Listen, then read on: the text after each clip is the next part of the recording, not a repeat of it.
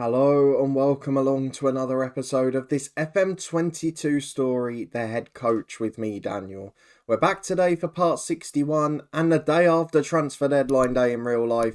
It is transfer deadline day in The Head Coach, and I almost wanted to come back early for this episode because it was getting a little bit silly. I was almost faced with the dilemma of asking, is this game becoming a little too easy? You can see from our last two results in the top right, the spell where I thought things was going to back off, they haven't, and we're absolutely flying. But then a few incidents have occurred in recent days building up to the deadline, which may yet become a problem for this club, that have shown me that maybe this squad is a lot stronger than we thought. So at the moment we've crept up to 4th place, albeit the race between 4th and 8th is very close, and we might still end up where we finished last year. But some of the offers for some of the players we've got have really made me rethink the standard of this team. So if you're looking forward to finding out how deadline day goes, whether there's any additions and whether we can get a victory against Liverpool too, despite the fact we'll probably have to rest some people, then please do put a thumbs up on it. Subscribe down below for daily FM22 content from 2 long-term stories. And you can find all the links in the eye above. We had a very negative deadline day with Hemel Hempstead last weekend. I'll put that link up there too. Please do check it out. And we've also got the Twitch channel, the football podcast and the food channel. But for now, I feel like we have to address this issue because you guys know me very well now. I like to make these saves as challenging as possible. And I almost find it a little bit uncomfortable to be in this position in the league. And I was starting to doubt it. However, we've got to talk about the mitigating circumstances. Let's firstly, though, get through the January transfer window so far, because the transfer work's been a little bit odd this month. There's been loads of youngsters where we've received little offers that have been rejected. Ali Akim, one of the under-23 players, I think he was transfer listed anyway, but he's going at the end of the season. He wasn't quite good enough. But in terms of this month, we have got 2 additions, one of them a first-teamer, but a weird one. And we have got an out or 2 as well. One that we knew was pre-agreed, one for a transfer-listed player, and a few youngsters on loan. So first things first, we knew Bartosz Sliz was leaving. He goes to Basel for £5.5 million. Eddie Segura has gone to Zenit for just under £7 million, leaving us a little short of centre-half, but his final appearance was a memorable one. We'll get to that in a moment too. Michael Copeland, one of the higher earning youngsters, has gone on loan to Rotherham, and a couple of others too, including Callum Green, who is a pretty bright prospect according to the media. And I think last deadline day we were getting lots of transfer offers for him, weren't we? The in, though, I can't quite wrap my head around because, weirdly, and it happened last year in a different position, but it's another winger. Marino Hinestroza has come in for 3.3 million. Not a youngster, is 26 years of age, is a decent winger. I wonder if someone's going before the end of the day that I don't yet know about, but the director of football does. Look, he's fine, he's a good player. He's not going to be first team level. He's going to be the 6th choice of 6 wingers we've got at the club. I don't get it. I don't get it as a deal. We've not lost wingers. We've only lost a centre mid and a centre half. So it's unexplainable to me. But regardless, he has come in. Glenn Nolan, a youngster, has done so as well, but is absolutely awful. Another winger though, hilariously. Worst acceleration I've ever seen from a winger. But let's have a look at what's been happening on the pitch, because it's just crazy. Look, we've not won any games by dominance or at a canter, but we have been winning games. You were with me when we beat Villa in the Carabao Cup and lost at home to Leicester. We then actually followed that up with a defeat at home to Burnley, who are in the relegation zone. Chris Tipple got one, but we conceded a late winner. And at that point, I thought, finally, a little bit of normality. The run's over. We've got loads of big games to come. Let's prioritise the League Cup and then just hope we can pick up the odd point here and there. But since then, we've gone unbeaten. We drew 0-0 at home to Leeds in the first leg of the EFL Cup semi-final, but it was the most dominant display you've ever seen. We missed a penalty, they had a red card, and I still knew we were going to get through after that. We then rested everyone against Middlesbrough, but Eddie Segura got his last goal for the club with a 1-0 victory against Borough secured. 5'9" scoring a header from a set piece. Got to enjoy that. A 3-2 win against Leeds, which was more comfortable than it looked. A late consolation after a Tyrese Campbell brace and a Diego Lanes third to wrap things up. A 3-2 victory against Spurs. We were behind in this game. Look who scored for them. Alexander Isak and Arian Kalantari, our former Bristol City legend, but Ndombele, a former Spurs player himself, Alanes and Tyrese Campbell with the 3 goals for us. Against Norwich away, bottom side, a 2-0 win, Diego Lanes and Chris Tipple getting the goals there. And then came the chaos. Against Manchester City, away from home. I know Crystal Palace have got a history of shocking Man City. It's happened a lot in previous years. We all remember that Andros Townsend goal in real life. But we came back from 1-0 down with 15 minutes to go. We were playing a complete reserve side, bar 3 or 4 players. So there was no Tyrese Campbell. There was no left winger Diego Lanes. There was no Ndombele in the middle. There was no Teo at left back. No Bogle at right back. Eddie Segura played instead of Lenormand at centre half. And Grabara made 11 saves and got man of the match. But we won. Abdul Qadir and Tipple scored it. I don't know how. I really don't know. Away at Chelsea, the following game, even more chaos. The clone of last year's Tottenham legend from the head coach Federico Correa did score the opener for them. That video will be coming soon, so keep your eyes peeled for that. But Tyrese Campbell with a brace and Selly and Boyer with an unbelievable second half comeback. It's unexplainable. Why are we up there? I just don't know. But then we got some potential answers. If we go and have a look at the squad, there's a few players wanted on deadline day. I'm not sure if they're still by the same clubs we're going to mention. Tyrese Campbell wanted by Arsenal and Porto. He's that good. And obviously Tyrese potentially following in his father's footsteps on that front. But a wonderful player. The biggest surprise though was Diego Lanes, who has probably been one of the catalysts for our success. A 28 Mexican international worth £80 million. And we received a bid of around 55 from PSG. They've ended their interest because the director of football rejected that, but he's still wanted by Spurs. So these are players that are wanted by the big clubs. Tanguy Ndombele, who we slated Dougie Freedman for signing last January for big money, is now wanted for more money by Porto. So it might turn out to be a brilliant deal. And arguably most crucially, Tahar in the holding role, who I think is a real linchpin. He's not a brilliant player, you can see his stats, but he performs a really key discipline duty. He is wanted by Borussia Dortmund, Mitchell by Newcastle, Teo by Milan, Tipple by Wolves. We have got some players that are wanted by top clubs. And maybe this squad is stronger than we thought. So with all of that done, we're going to get into deadline day. I wouldn't be shocked if we lose 1 or 2 here. But we're going to take part. We've been linked with Ted and Mengi from Leeds, and we do need a centre-half. We've only got the 2 starters and Tormena. Lee Waters is a 16-year-old from Reading that we're being linked with, but I'm not sure he's an immediate solution. But the likes of Diego Lanes, Teo and Chris Tipple, all linked with moves away. So let's take part in transfer deadline day. Dougie Freedman is the man in charge of it. And let's see what happens. Are there going to be some big players leaving, or is it just going to be an addition? Let's go and see. And if not, we'll be back for the Liverpool game. Well, we knew it was going to be a big day. 13 hours to go. We have got offers for one of our youngsters, Carlisle, but also for Tahar, and that's what I'm worried about. So, let's see what they are. These ones continue to be rejected. I don't actually think he's that great, but Dougie seems to put him amongst the stars. Please don't accept it. He's rejected an offer of 15.75 million. And it's not just the fact that he's been good for us, he is also one of the younger players in the first 11. So maybe if he gets to 20-25 million, we probably have to accept his ability, but I'm on Dougie's side here. 15.75, I agree with rejecting it. Let's carry on, see if there's any more. I think we're going to get tested today financially. 12 hours to go. More offers for the youngsters at Carlisle and one that's been accepted. 1.1 million eventually from Bristol City. 2/3 of that up front with a 30% sell-on clause. So 16-year-old Carlisle.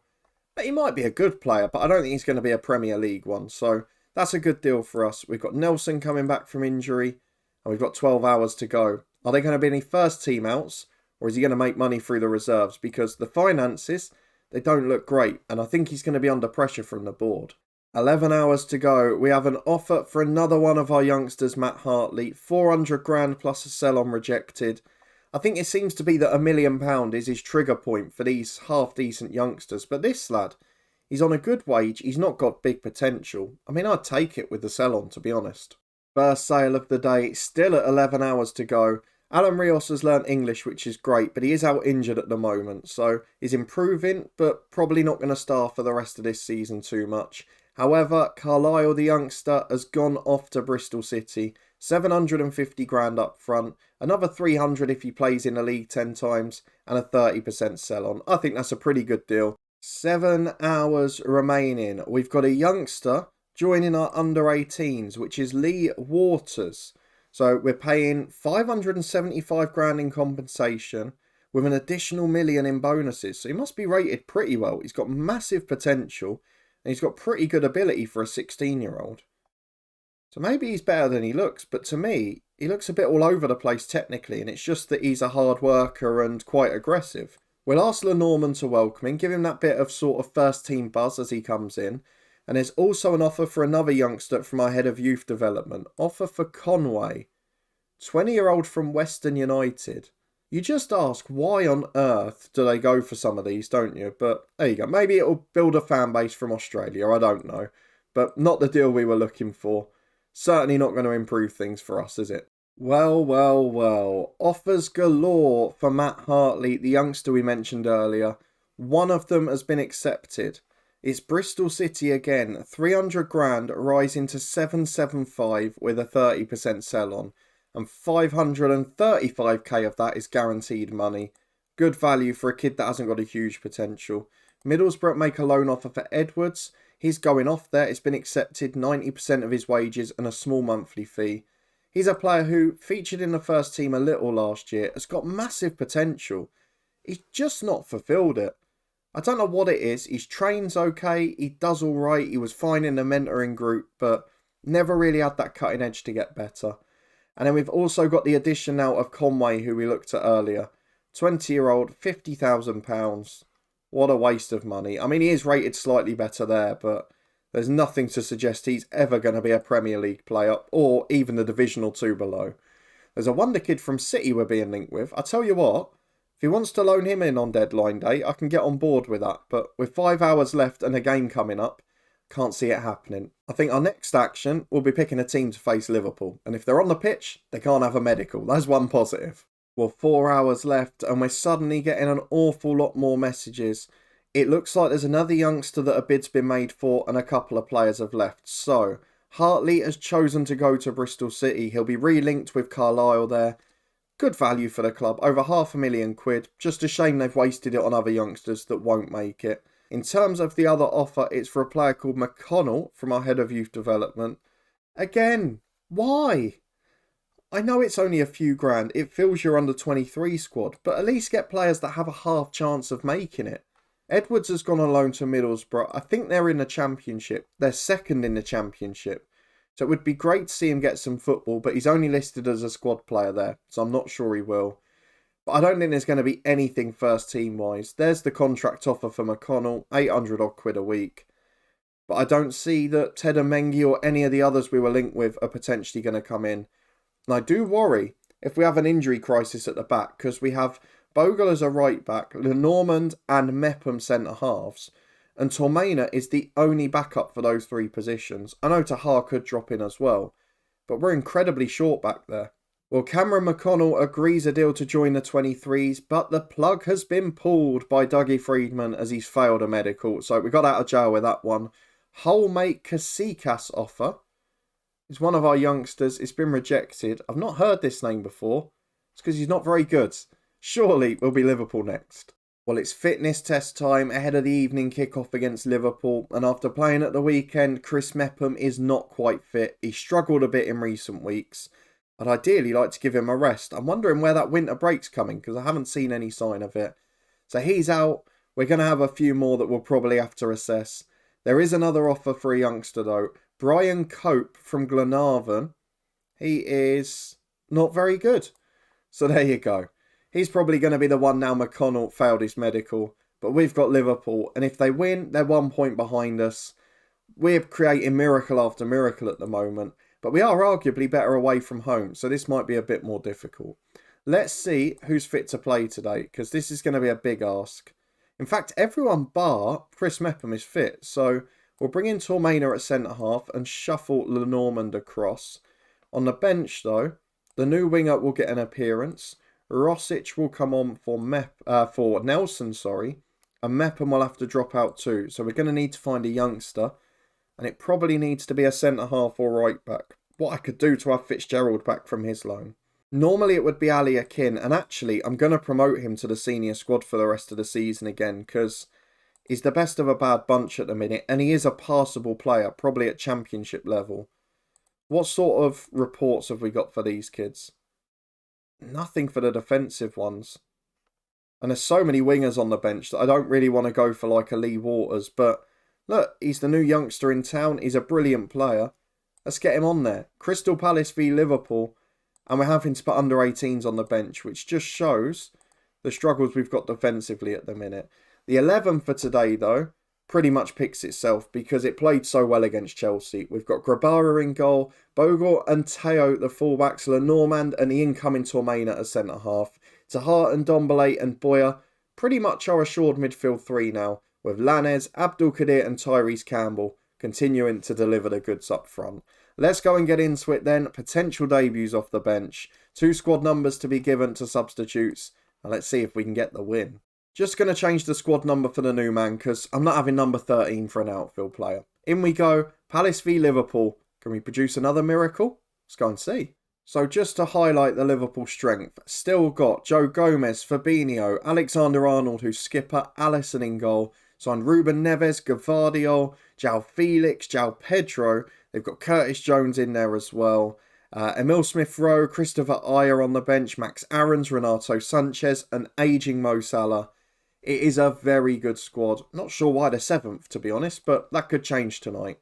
So let's go and tell the lads that we want to get a win. We've rotated the team.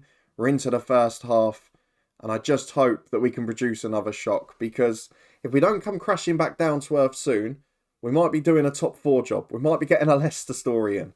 As Tormaina falls to Tahar at the back to Ndombele.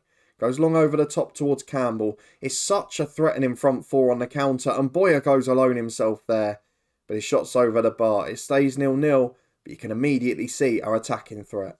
As we're 20 on the clock, it's a Liverpool throw down by the corner flag. Curtis Jones finding Ruben Neves. We don't want him getting time to have a shot from distance. He finds João Felix. Back to Neves again.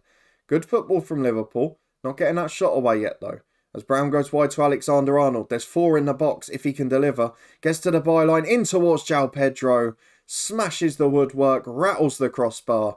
And Jadon Bogle hacks it away on the rebound. Liverpool the better side, but it's still 0-0. And this has been the story of recent games. We stay in it. We stay 0-0 or 1-0 at worst. And then we come back in later on. Because on the counter, we've got so many fresh legs. As Tormaina goes over the top to Campbell. Look at the legs again. For the shot from distance off the post. And those are the little one moments that can change these games. We've not taken advantage yet in this game, but again, been fairly evenly poised. I know Liverpool have maybe had the better chances, but it's 0-0 at the break. We're in the game, and it only takes one chance from here.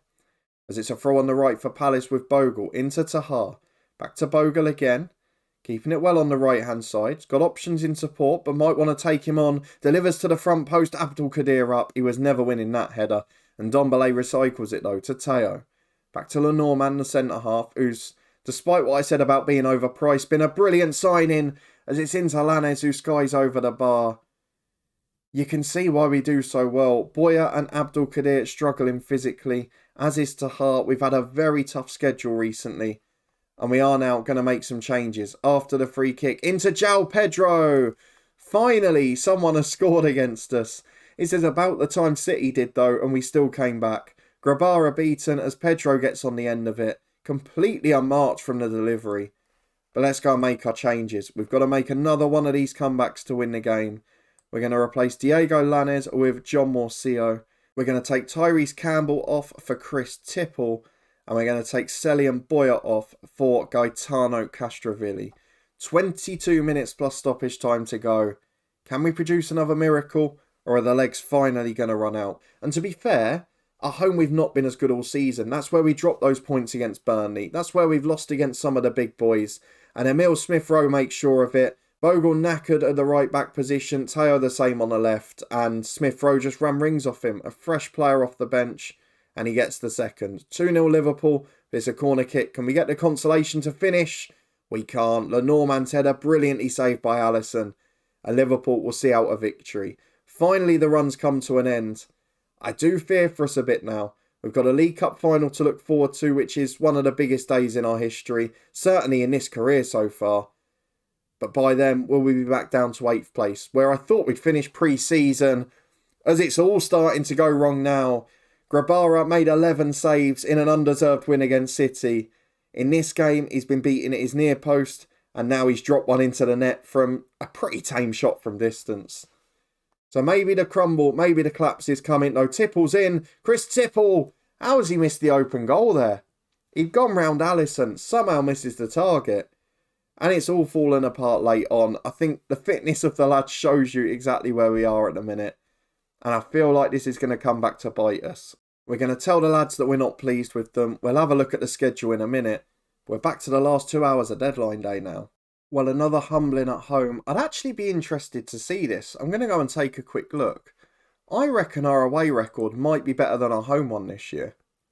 So if we go and have a look at the detailed table, what's our home record like? We've got 46 points. At home, we have got 23, is that? No, 21. So we've won 7 and lost 6 at home. That's incredible. And away from home, we've lost once. 6 of our 7 defeats have come at home this season. That's an incredible stat. I don't think we'll see that at another club. Let's get to the inbox then, an hour to go. There's another offer for Katsikas, the young striker, which was accepted. £76,000. He's out of contract at the end of the year and he's not very good, so that makes sense. And there's a 30% sell on as well. So that's excellent from Dougie Freedman.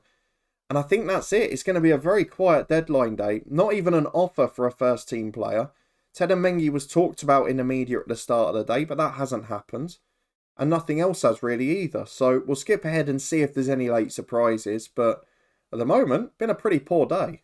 Doesn't look to be much, does it? We've got another youngster joining the 23s, Brian Cope from Glenarvan, who we had a brief look at before, but no first team action. 45 minutes left. I think that'll be the end of it now. And that is it. The transfer window is closed, and it's been a really weird month. We lose Bartosz Sliz for midfield depth. We lose Eddie Segura at the back, which I'm not devastated about, but it's frustrating he hasn't been replaced. And as we saw today with Mepham out, that lack of squad depth could be costly. The signing was a weird one, another winger which we didn't need, and no wingers left the club from the senior team, just Cameron Edwards on loan. So we're a little bit short in certain positions, the squad is losing its balance, but we did see this last year with Dougie Freedman. He was very quiet in the January window. He only signed a couple of midfielders to bolster the squad where he saw decent deals in his eyes. And then in the summer, he did a lot more. So maybe that's what we're going to see as a pattern here. I don't mind it as a strategy. In terms of the wage expenditure here, we are 17th in the league still. It is an incredible job we're doing to compete. In terms of the biggest spenders, no surprises, it's Newcastle again. 3 players in for Norwich who need to do a bit more work further down. And most players out was us with 9. That's interesting.